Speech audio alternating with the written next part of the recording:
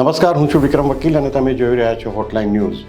ભૂતપૂર્વ આઈપીએસ અધિકારી કુલદીપ શર્મા સામે લુકઆઉટ નોટિસ જાહેર કરવામાં આવી છે. આ ઘણાને નવાઈ લાગશે કે કુલદીપ શર્મા એક જમાનામાં ખૂબ લોકપ્રિય પોલીસ અધિકારી હતા, પરંતુ એક જૂનો કેસ 1984નો કેસ 41 વર્ષ પછી ઉખેડ્યો છે અને ઇબલા શેઠ કરીને એક કાર્યકર હતા કોંગ્રેસના અને કેટલાક ધારાસભ્યો એમને રજૂઆત કરવા જૂનાગઢ ગયા હતા.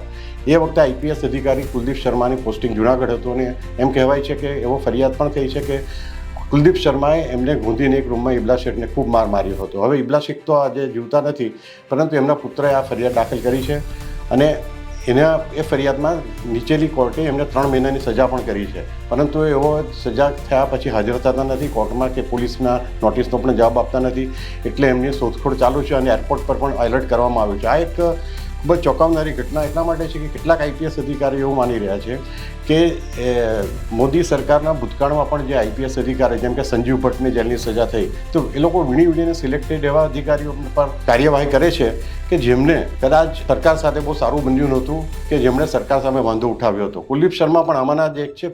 કુલદીપ શર્માના ભાઈ પ્રદીપ શર્મા જે આઈએએસ અધિકારી છે તેઓ પણ હમણાં જેલમાં છે. એમણે પણ મોદી સરકાર સામે શિંગડા ભરાવ્યા હતા, એની કિંમત ચૂકવી રહ્યા છે.